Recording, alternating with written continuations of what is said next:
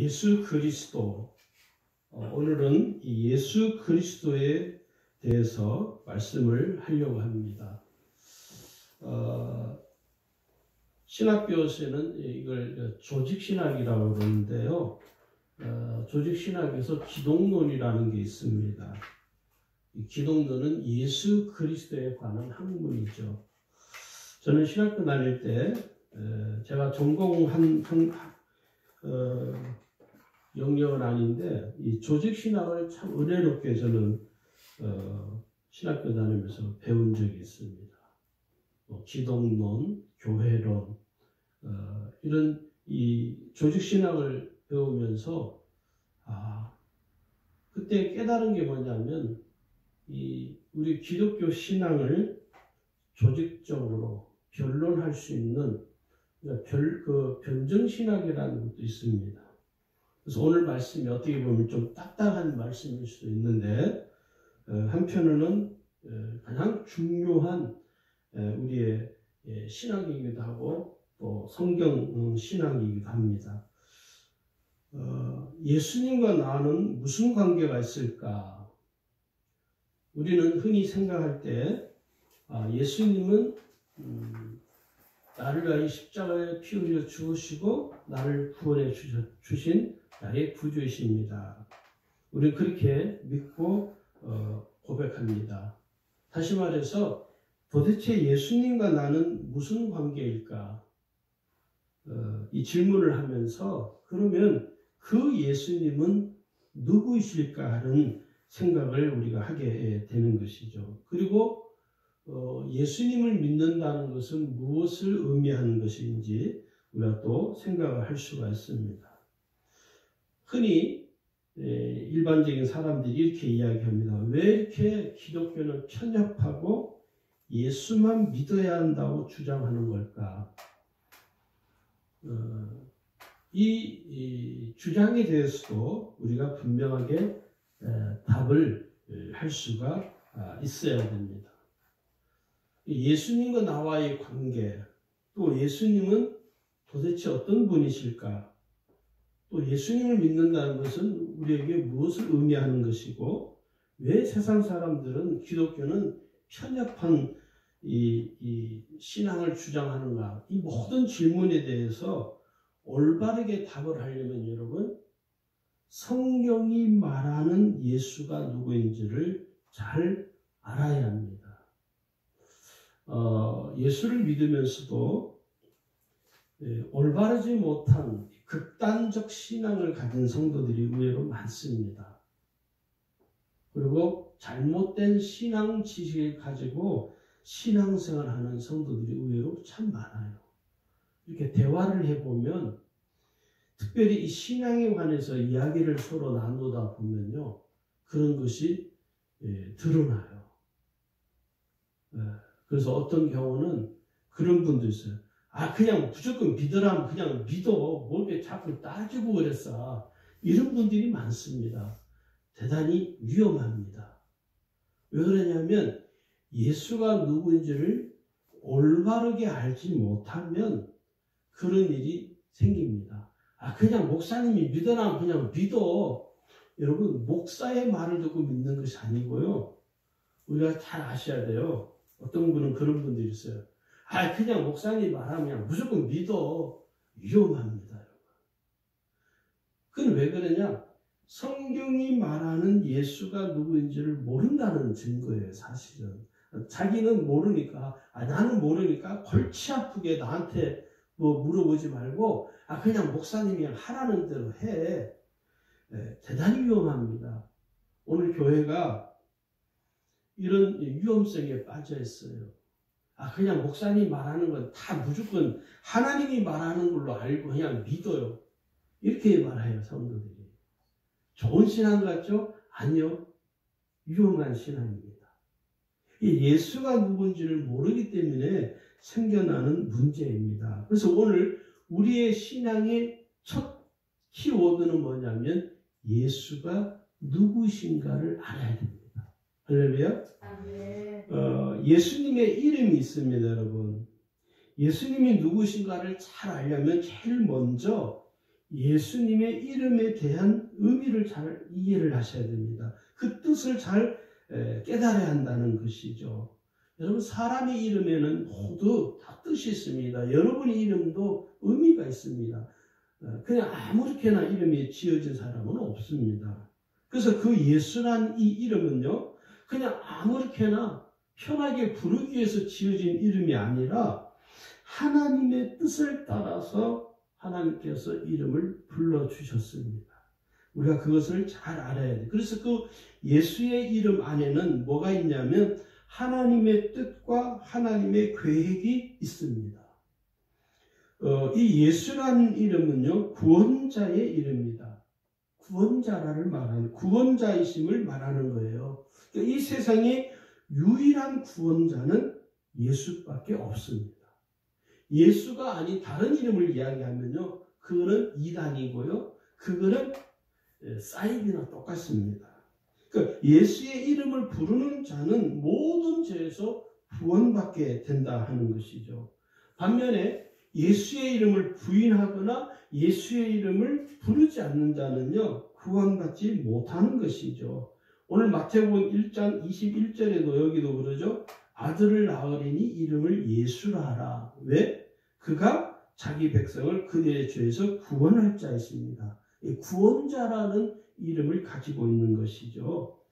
또 다른 이름은요, 그리스도입니다. 이름이라기보다도 칭호이기도 하죠. 이 그리스도라는 말은 기름 부음을 받은 자라는 뜻입니다. 이 그리스도는요, 구약의 메시아에 대한 신약에서 불러지는 호칭입니다. 그래서 그리스도는 메시아로 기름 부음을 받은 이름을 의미하는 거예요. 우리 그래서 예수 그리스도, 메시아이시면서 구원자이신 예수 그리스도를 의미하는 것이 바로 예수 그리스도. 그래서 우리가 이렇게 부를 때가 있어요. 예수 그리스도, 그리스도 예수 같은 말입니다. 어떤 분은 또 이 이름을 가지고 예수가 앞에 와야 되니 또 뭐 그리스도가 앞에 되니 참 별것도 아닌 거 가지고 논쟁하는 사람들이 있어요. 그리스도 예수라고 부르나 예수 그리스도라고 부르나 의미는 동일합니다. 그리고 이 그리스도라는 이름은요, 만왕의 왕으로서 기름 부음을 받은 이름입니다. 왕 중의 왕이시죠. 만왕의 왕이시라는 것이죠. 그 다음에 세 번째 칭호 이름이 있는데 임마누엘이 임마누엘. 여러분 잘 아시죠? 임마누엘은 뭐죠? 하나님이 나와 함께 하신다. 하나님이 우리와 함께 계신다. 임마누엘 하나님. 이 세상에 오신 예수님은 지금 우리와 함께 계십니다. 지금은 성령으로 우리와 함께 계시죠. 이 임마누엘 하나님은 지금도 여전히 우리와 함께 하십니다. 지금 우리가 이렇게 고통을 당하는 코로나로 인해서 고통당하는 이 와중에서도 하나님은 우리와 함께 계십니다. 우리가 이것을 항상 잊지 말아야 돼요. 내가 어디를 가든지 하나님은 임마누엘 하나님이시기 때문에 나와 항상 함께 하십니다. 그 다음에 예수님을 부를 때 칭호가 있습니다. 여러 가지 칭호가 있는데요. 몇 가지만 좀 말씀을 드리면 주라고 우리가 고백하는 것입니다. 예수는 나의 주이십니다. 주님이십니다. 이 주라는 의미는 뭐냐면 예수님은 내 인생의 주인이십니다. 예수님 나의 주인이심을 내가 고백할 때 주님 이렇게 부릅니다. 그래서 우리가 어떤 일상생활 속에서 성도들이 버릇처럼 하는 말이 있죠. 고백하는 칭호가 있어요. 그게 뭐냐면 주여, 주님 이렇게 부릅니다. 그게 뭐냐면 예수님 나의 주님이십니다. 그러니까 우리가 마치 버릇처럼 탄식하듯이 하는 주여, 이 말은 주님이라는 뜻이에요. 주님 나를 도와주세요.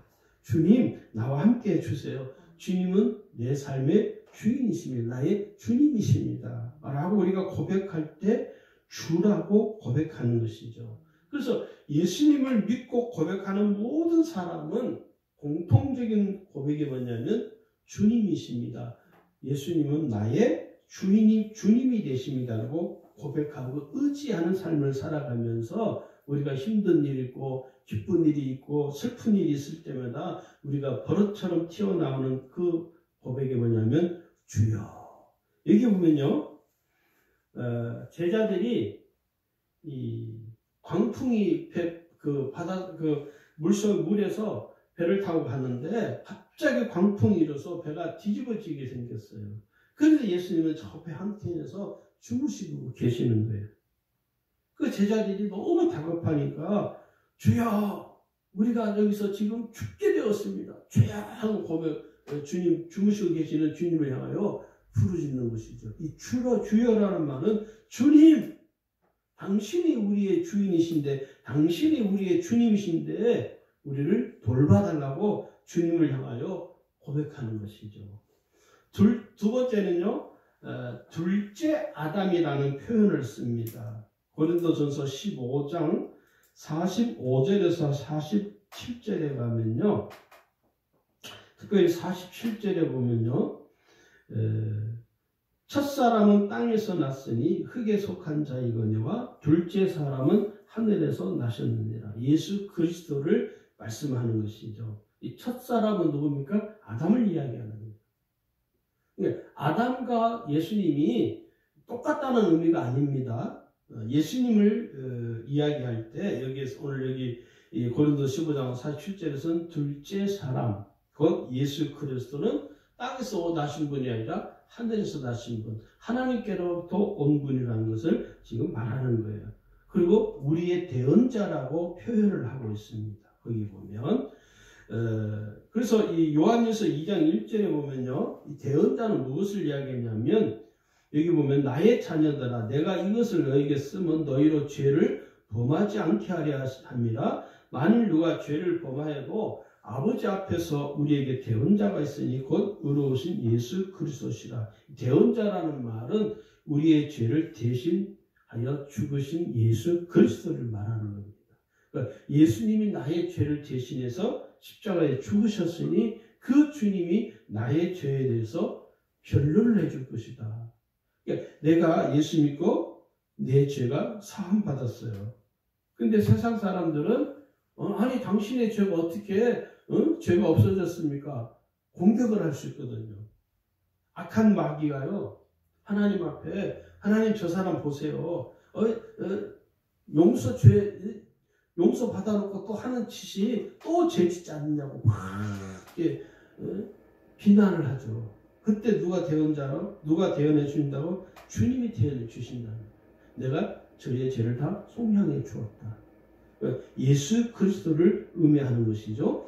그 다음 계시록 22장 13절에 가면요, 알파와 오메가라고 예수님을 지칭합니다. 거기 보면 계시록 22장 13절에 보시면 나는 알파와 오메가요, 처음과 마지막이요, 시작과 마침이라. 주님을 지칭하는 것입니다. 예수 그리스도를 말씀하고 있는 것이죠. 또 창세기 15절에 가면, 창세기 3장 15절에 가면 여자의 후손으로 표현을 하고 있습니다. 그리고 누가복음 4장 23절에 가면요, 의사로 표현이 되어 있어요.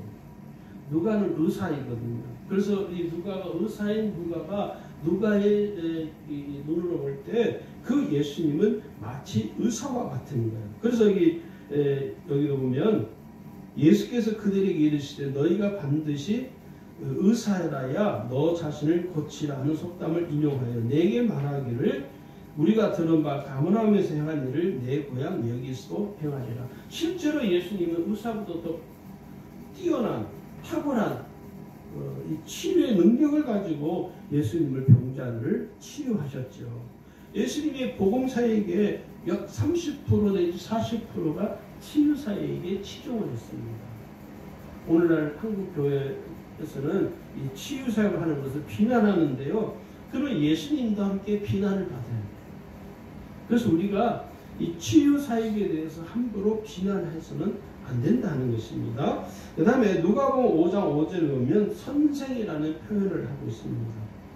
이 선생은 랍비라는 말, 랍비를 선생이라고 불러요. 그러니까 이 성경의 신약성에 특히 이 사복음서를 보면 랍비어라는 표현을 참 많이 합니다.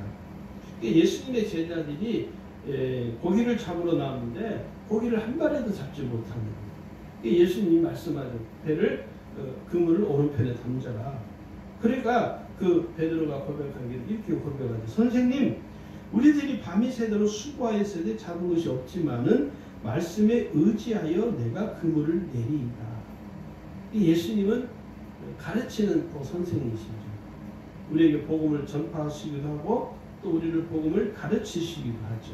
그래서 우리가 이 교회 사역에 있어서 교회가 해야 할 가장 중요한 사역 중에 하나가 뭐냐면 전도하는 것보다 더 중요한 게 뭐냐면 교육입니다.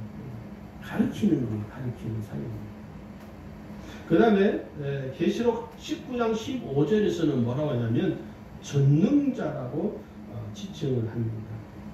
하나님은 전능자이시죠. 주님은 전능자이십니다. 그러니까 우리가 믿는 하나님은 전능하신 하나님을 우리가 지금 믿고 있는 것입니다. 여러분, 이 성경은 하나님의 말씀이 기록된 책입니다.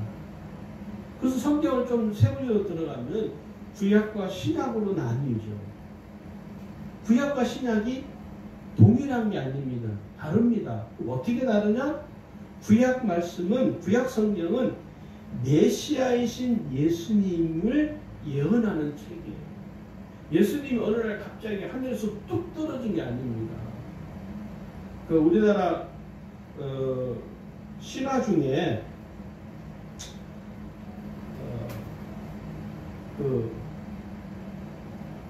뭐죠? 인간이 되기 위해서 무슨 신화가 있죠? 곰하고 누구죠? 호랑이가 어떻게 해요? 인간으로 그게 신화죠. 허구죠. 허구죠. 예수님은 이 세상에 오실 때 그런 허구성을 가지고 오신 것이 아니라 구약 성경에 아주 자세하게 디테일하게 성경에 기록을 했습니다. 그래서 우리는 다른 말로 예언의 말씀입니다. 메시아가 이미 구약 성경에 예언이 되어 있습니다. 그래서 이 구약 성경은 메시아이신 예수 그리스도에 관해서 예언한 책이에요. 그래서 우리가 가장 먼저 신약보다도 먼저 우리가 읽어야 되고 깨달아야 할 말씀이 뭐냐면 구약입니다. 구약. 어떤 면에서 신약보다도 구약이 더 중요할 수도 있습니다. 자, 그러면 이 구약에는 무엇이 어떻게 기록이 되어 있냐면 이사야 7장 14절에 보시면요, 이미 예수 그리스도가 탄생할 것에 대해서, 잉태하는 것에 대해서 예언을 해놓았습니다. 거기 7장 14절에 보시면 그러므로 주께서 친히 징조를 너에게 주실 것이라. 보라, 처녀가 잉태하여 아들을 낳을 것이요 그의 이름을 임마누엘이라. 예수 그리스도에 관해서 이미 구약 성경에 예언이 되어 있는 것이죠. 그 다음에 두 번째는요, 아기로 탄생할 것을 또 이사야 9장 6절에 가면 기록이 되어 있습니다. 거기도 이렇게 되어 있죠. 이는 한 아기가 우리에게 낳고 한 아들을 우리에게 주신 바 되었는데 그의 어깨에는 정사를 메었고 그의 이름은 기묘자라, 모사라, 전능하신 하나님이시라, 영전하시는 아버지라, 평강의 왕이라. 이미 예수 그리스도가 이 세상에 탄생하실 것에 대해서 예언을 하고 있다는 거죠. 다시 말해서 인간으로 이 세상에 오실 것에 대해서 이사야 9장 6절에 이미 예언이 되어 있는 것입니다. 그리고 이제 이사야 53장 우리가 잘 아는 53장 2절에서 8절이 뭐냐면 십자가를 짊어지실 것을 예언을 하고 있습니다.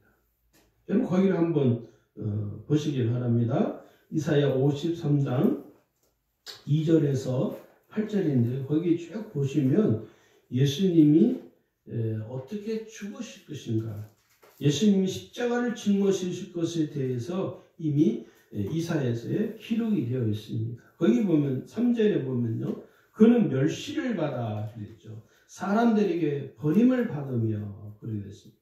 멸시를 당하고 또 4절에 가면 우리의 슬픔을 당하였거늘 그는 징벌을 받아 하나님께 맞으며 고난을 당한다 하였노라. 5절에 보시면 그가 찔림은 우리의 허물 때문이요 그가 상함은 우리의 죄악 때문이라. 그가 징계를 받음으로 우리는 평화를 누리고 그가 채찍에 맞음으로 우리는 나음을 받았도다. 예수님이 십자가에서 죽으실 것을 이미 구약성경에는 자세하게 예언을 하고 있다는 거예요.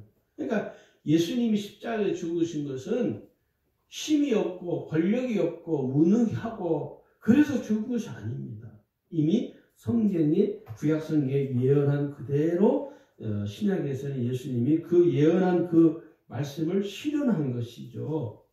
그게 이제 메시아가 실제로 이 세상에 오셔서 죽으신 것을 이미 구약에 예언을 하고 있다는 것입니다.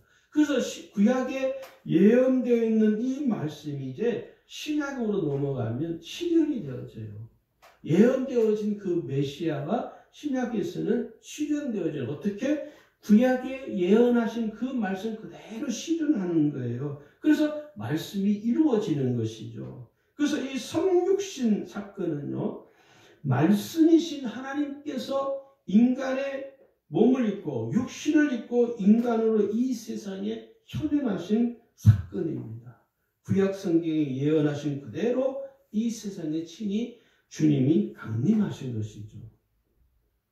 그러면서 이 신약에 와서는요, 예수를 어떻게 말씀하냐면 진리라고 말합니다. 여기 보시면 요한복음 1장 14절에 보시면은 여러분, 말씀이 육신이 되어 우리 가운데 거하심에 우리가 그의 영광을 보니 아버지의 독생자의 영광이요 은혜와 진리가 충만하더라. 이렇게 기록이 되어 있습니다.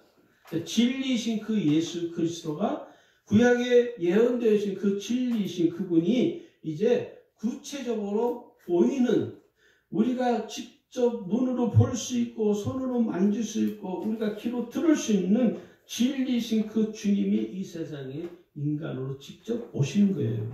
그리고 예수님이 요한복음 14장 6절에 뭐라냐면 내가 곧 길이요 진리요 생명이니 나로 말미암은 자는 아버지께 올 자가 없느니라. 예수님이 진리이심을 예수님 자신이 실제로 이제는 말씀을 하는 겁니다. 구약 성경에 기록되신 진리이신 그 메시아가 이제 이 세상에 현현하셨어요. 인간의 몸을 입고 그걸 우리는 성육신 사건이라고 하죠. 말씀이 육신에 오신 것이죠. 진리이신 그 주님이 이제는 구체적으로 우리와 함께 하시기 위해서 오신 것입니다.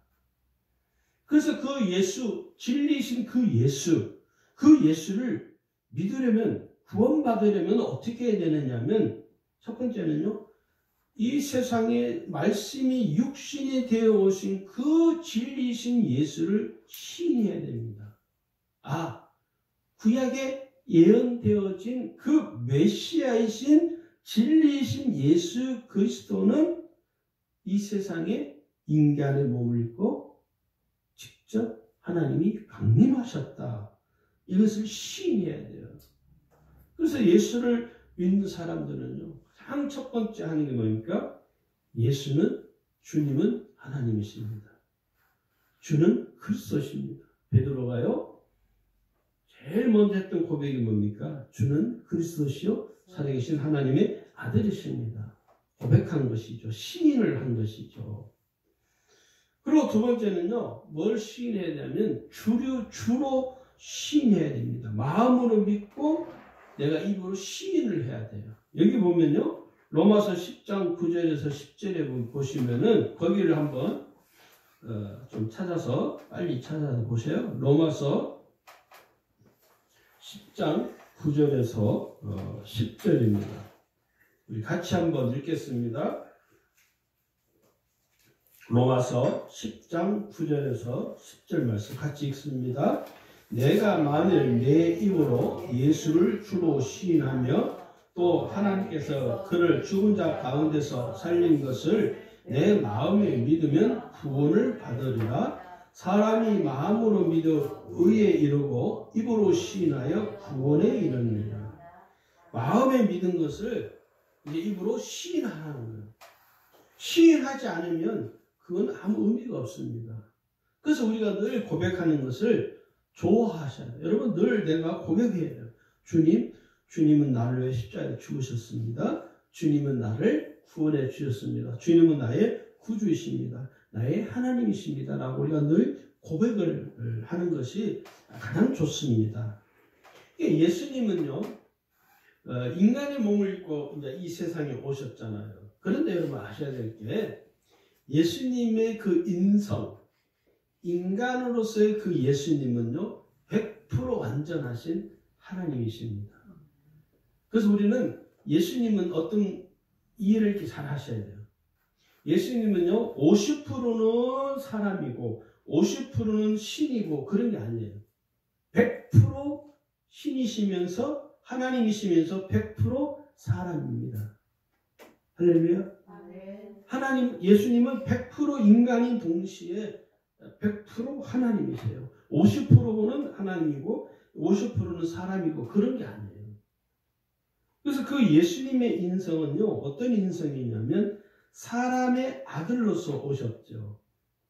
그래서 예수님의 인간의 몸을 인간으로서 이 땅에 3년 6개월 동안 공생애를 사는 것만, 3년 6개월만 사는 것이 아니라 예수님이 십자가에서 죽으시기까지 이제 사람으로서의 삶을 살았는데 그 삶은 우리와 동일하다는 거예요. 할렐루야. 예수님 오늘날 갑자기 사람의 몸을 통해서 안 오고 그냥 어느 하늘에서 구름 타고 쭉 내려온 게 아니라 사람의 몸을 통해서 혈통을 통해서 이 세상에 태어났습니다. 마태복음 2장 1절에 보면요. 헤로드 왕 때 예수께서 유대의 베들레헴에서 나심에 동방으로부터 박사들이 예루살렘에 이르러 말하되 이렇게 기록이 됐어요. 예수님은 사람의 혈통을 통해서 왔다는 거예요. 마리아의 몸을 통해서 예수님이 혈육을 통해서 오신 것이죠. 여러분 한번 생각해 보세요. 만약에 예수님이 사람의 혈통을 통해서 오지 않고 구름을 타고 쫙 나타났다면 어떻게 됩니까? 그건 그야말로 신화에 불과합니다. 신화입니다. 신화들의 특징이 그거 아니에요? 예. 사람을 그 존재를 부각시키기 위해서 우리 일반 사람들과 다르게, 그런데 성경을 보면요, 예수님은 그런 신화적인 존재가 아니라 사람처럼 사람과 똑같이 사람의 혈통을 통해서 잉태되어서 이 세상에 오신 것이죠. 그리고 예수님은 마태복음 1장 1절에 보면요, 그 혈통을 강조하고 있죠. 아브라함과 다윗의 자손 예수 그리스도 계보라. 네, 혈통을 통해서 왔다는 것을 말하는 거예요. 그리고 예수님에게는 가족이 있습니다. 예수님 부모도 없고 그런 게 아니에요. 예수님도 똑같이 부모가 있고 형제가 있어요.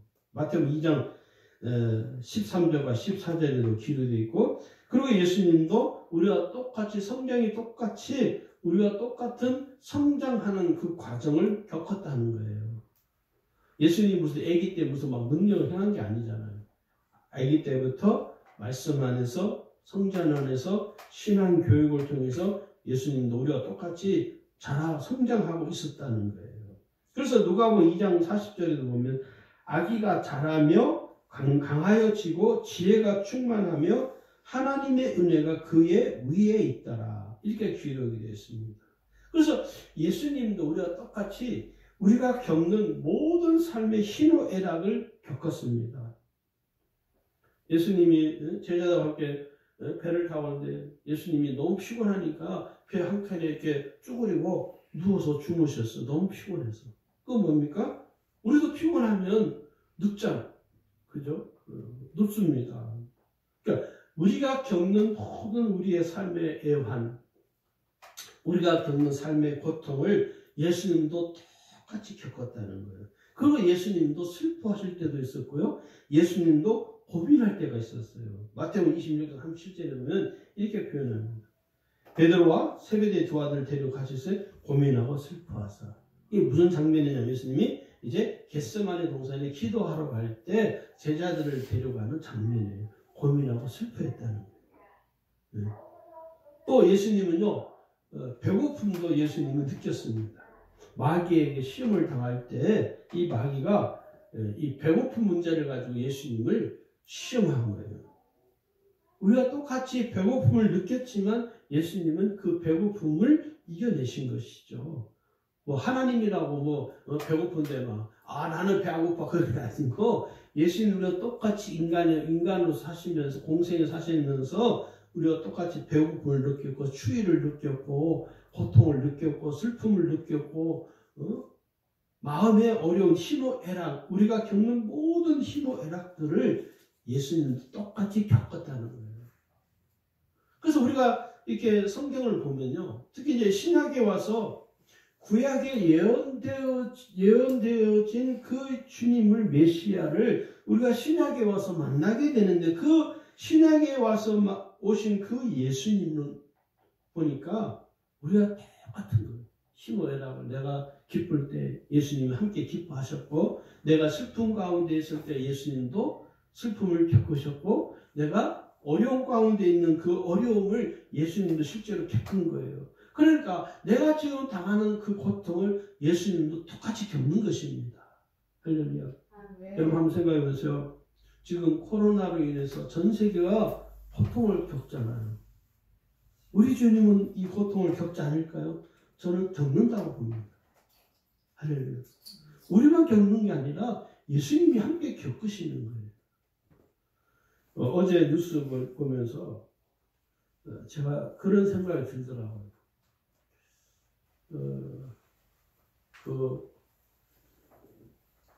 뉴스가 다큐 잠깐 이렇게 짤막한 다큐를 이렇게 며칠 전에 제가 봤는데 코로나 최전선에 있는 분들이죠. 의사, 간호사 이런 분들이 거기서 일을 하고 또 한 분야에서는 뭐냐면 이제 이 검사를 하고 검체를 가져와서 연구원에다 보내면 그 연구원들이 그걸 가지고 이 사람이 음성인지 양성인지 이제 검사를 하잖아요.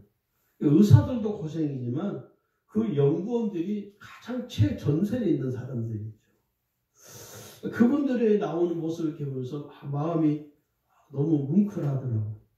어쩌면 저분들 때문에 우리가 지금 저와 여러분이 지금 이렇게 편안하게 사는 겁니다. 제가 그 연구원들 어떤 분이 한 분이 인터뷰를 하는데 그 자녀들이 7시 되면 전화가 온대요. 엄마 언제 오냐고. 그분이 그랬다는 거예요. 엄마 못 가니까 기다리지 마라. 그 이야기를 하면서 그 연구원 되시는 분이 막 울먹하시더라고요. 제가 그걸 보면서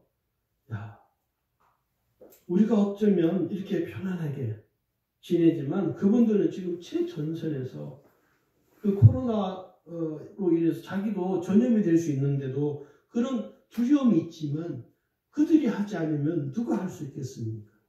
제가 그걸 보면서 또 한편에 어떤 사람들 생각나냐면 지금 벚꽃이 피었다고 돌아다니는 사람들 있잖아요. 벚꽃 보러 가고 그냥 놀러 다니고. 그래서 그런 생각을 해요. 저런 사람들이 다 걸려버려야 돼요. 마음이 약해지는 거예요. 그 한 사람 그 병원의 의사들이 그렇게 죽으라고 고생하는데 또 한편에서는 놀러 다니고 나이트클럽 가고 가지고 부산에 60대 두 부부는 벚꽃 보러 갔다가 걸려가지고 확진이 됐잖아요. 얼마나 그 속상해요. 좀 다들 조심을 해야 되는데 이게 뭐 젊은이들은 철이 없어요. 가지고 막 벚꽃 피었다고 그냥 놀러 가고 이 철딱선이 없는 건지 이 사람이 가져야 될 기본 이 매너가 없는 거, 배려가 없는 것 같아요. 그럼 그 사람들은 계속 고생을 해야 되는 거예요. 의사들도 계속 우리 때문에 고생을 하잖아요. 그래서 저는 그걸 보면서 우리 한국 사람들이 다른 나라에서는 아주 의식이 높은 시민이다 그러는데 제가 볼 때는 아직 멀었어요. 그렇게 그 고통당하는 그 의사들 자기 목숨을 내놓고 자기가 전염병에 걸릴 수도 있는데 불구하고 그거 두려워하지 않고 검사하고 또 환자들 확진자들 가서 돌보고 하는 사람들 생각하면 여러분 어떻게 우리가 지금 놀러 다니고 꽃구경 다닐 그런 생각을 할 수 있을까요? 저는 그런 생각이 드는 거예요. 너무 안타까운 거예요. 그분들을 생각해서라도 조금 참으면 이게 빨리 진전이 돼서 서로가 좋을 텐데 자꾸 젊은이들이 그냥 돌아다니는 거예요. 우리가 그런 젊은이가 없겠죠. 그런 짓을 하면 안 됩니다. 제가 그걸 보면서 저런 분들은 지금 모든 국민 때문에 국민들이 안전하기 위해서 자기 생명을 내어놓고 지금 사투를 벌이고 있는데, 그래서 의사협회에서 그 어딥니까? 감염내과 학회인가요? 그 학회에서 정부에서 공식적으로 요구를 했잖아요. 해외에 들어오는 사람들 받지 마라. 저는 그 심정도 이해가 돼요. 왜냐, 의사들이 너무 지금 폭살을 당하니까. 그래서 오늘 그런 중에 우리가 있지만 여전히 주님은 우리가 고통당하는 우리의 지금 이 삶에도 주님은 우리와 함께 하십니다. 우리 그것을 깨달으셔야 됩니다. 그래서 우리가 예수님이 누구신가를 명확하게 알고 깨달아야만이 온전한 신앙생활을 우리가 할 수 있습니다. 저는 우리 주님의 성도들이 다른 건 몰라도 예수 그리스도가 누구신가에 대해서만큼은 명확하게 알고 깨달아야 한 줄로 믿습니다.